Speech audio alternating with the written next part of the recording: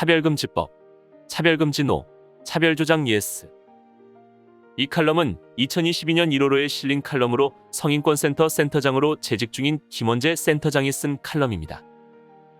차별금지법이 논란이 되고 있다는 말을 들은 국민 대부분은 차별하지 말자 그런 내용인 것 같은데 좋은 거 아냐 라고 생각할 것이다. 그도 그럴 것이 차별을 금지하자는 주장은 인류 보편적으로 타당하기 때문이다. 그래서 차별금지법을 반대하는 사람을 오히려 이상하게 생각한다. 하지만 늑대는 항상 양의 탈을 쓰고 다가오는 법이다. 악법도 마찬가지다. 좋은 것 같은 외양을 꾸미지만 무서운 의도를 숨기고 있다. 차별금지법은 성별, 종교, 사회적 지위 등을 이유로 차별한 경우 처벌하는 법이다. 그런데 이미 헌법은 제11조에서 누구든지 성별, 종교 또는 사회적 신분에 의하여 정치적, 경제적, 사회적, 문화적 생활의 모든 영역에 있어서 차별을 받지 아니한다라고 명시하고 있다. 물론 헌법은 대부분 추상적인 이념을 천명하는 것에 불과해 이를 구체적으로 실현할 실정법이 필요하다. 그래서 차별금지법을 만들었다고 생각할 수도 있다. 하지만 우리 법률은 이미 양성평등기본법, 남녀고용평등법과 같은 특별법을 두어 헌법 제11조를 구체화하고 있다. 한마디로 헌법 제11조를 구체화하기 위한 실정법이 이미 존재한다. 이상한 점은 또 있다. 법을 제정하려면 굉장히 복잡한 단계를 거친다. 거기에 여야는 물론 국민 여론까지 살펴야 한다. 한마디로 법을 만드는 일은 국회의원 입장에서 굉장히 귀찮고 어려운 일이다.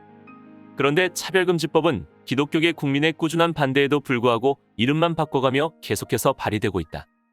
표가 가장 중요한 국회의원이 국민의 반발에도 불구하고 차별금지법 발의를 단행하는 것은 특별한 의도가 있다는 것이다. 차별금지법의 구체적인 법률 조항을 살펴보면 그 의도가 분명하게 드러난다.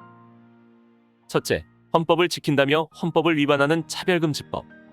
지난 2021년 6월 더불어민주당 이상민 의원 외에 23명이 발의한 차별금지법. 제3조 7에다는 금지되는 차별 표현을 멸시, 모욕, 위협 등 부정적 관념의 표시 또는 선동 등의 혐오적 표현을 하는 행위라고 정의하고 있다. 대충 보면 문제가 없어 보이지만 부정적 관념의 표시라는 단어에 주목할 필요가 있다. 부정적 관념은 매우 포괄적 표현이다. 즉, 매우 불명확하다는 것이다. 법률이 불명확하다는 것은 법률 적용의 판단이 굉장히 모호하다는 것이고 이는 곧 법 집행자의 자의가 개입될 가능성이 굉장히 크다는 것이다. 한마디로 귀에 걸면 귀걸이, 코에 걸면 코걸이식의 법 집행이 된다는 것이다. 그래서 우리 헌법은 법률의 명확성을 법률 제정의 대원칙으로 천명하여 포괄적 법 제정을 막아 법의 자의적 집행을 금지하고 있다. 그런데 차별금지법 발의자들은 차별금지라는 헌법적 가치를 지키기 위해 차별금지법을 만든다면서 정작 헌법의 대원칙인 명확성은 무시하고 있다. 이는 자신들이 말하는 정당성이 껍데기에 불과하다는 것을 스스로 증명하는 셈이다. 둘째, 차별을 조장하는 차별금지법. 차별금지법 제4조 3항을 보자. 그 행위가 외견상 중립적인 기준을 적용하였으나 그 기준이 특정 집단이나 개인에게 불리한 결과를 야기하고 그 기준의 합리성 또는 정당성을 입증하지 못한 경우에도 차별로 본다라고 되어 있다. 언뜻 보면 뭐가 잘못된 건지 이해가 되지 않을 수도 있다. 따라서 예를 들어 설명하겠다. 갑이라는 회사에 A 집단과 B 집단이 있다고 하고 상대적으로 A 집단은 강자, B 집단은 약자라고 하자. 이런 경우 차별금지법에 의하면 갑회사가 A 집단과 B 집단에 동일하게 복지 혜택을 주거나 동일한 기준으로 승진심사를 한 경우 차별금지법 위반이 된다. 일견, 타당해 보일 수도 있다. 약자와 강자의 대우는 실질적인 평등의 관점에서 다를 수도 있다는 것이 우리 헌법적 가치이기 때문이다. 그런데 여기서 맹점은 약자와 강자를 누가 결정하느냐는 거다. 차별금지법은 이것을 천명하고 있지 않다. 결국 약자와 강자는 법 집행자가 결정한다는 거다. 법 집행자는 행정부, 사법부 등으로 구체화된다. 현재 행정부와 사법부는 페미니즘에 장악돼 있다. 페미니즘은 남성, 기독교 신자, 이성애자 등을 강자로 보고 여성, 이슬람교 신자, 동성애자 등을 약자로 본다. 얼마 전 경찰 시험의 체력 테스트 기준을 남성보다 여성에게 쉽게 설정해 큰 논란이 일었다. 이에 많은 남성이 분노하고 항의했다. 당연한 일이다.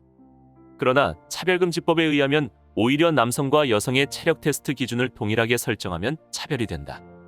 차별금지법이 통과된 상태에서 이런 일이 벌어졌다면 경찰 시험 체력 테스트 기준에 항의한 남성들은 전부 차별금지법 위반으로 처벌받았을 것이다. 정말 어이없지 않은가? 강자와 약자는 페미니즘이 설정한 대로 단순하게 정해지는 것이 아니다. 구체적인 사례에서 남자가 약자, 여자가 강자인 경우도 매우 많다. 시대가 변했다. 과거 가부장제 하에서 여성은 약자였지만 현재는 가부장제가 사라졌지 않은가. 그런데도 차별금지법은 페미니즘 약자론의 기초에 남성, 기독교 신자, 이성애자 등을 대놓고 차별하겠다고 한다. 셋째, 차별금지법 제정을 막아야 대한민국을 지킬 수 있어. 위에서 살펴봤듯이 차별금지법은 페미니즘을 이론적 바탕으로 하여 그 동리를 뻗고 있다. 다시 말해 차별금지법이 제정되면 더는 페미니즘의 악습과 폐단을 막을 방법이 없다는 것이다. 아니, 막는 건 고사하고 페미니즘을 향한 비판조차 못하게 된다. 결국 페미니즘의 악습과 폐단을 비판하는 수많은 인권단체와 성평등단체가 차별금지법에 의해 사라지게 될 것이다. 또한 차별금지법은 동성애를 부추기고 남녀 갈등을 심화시킨다. 이는 곧 가족의 해체를 의미한다. 가족이 해체되면 필연적으로 출산율은 기하급수적으로 줄어든다. 출산율이 떨어지면 인구가 격감하게 되고 이는 곧 대한민국의 멸망으로 이어진다.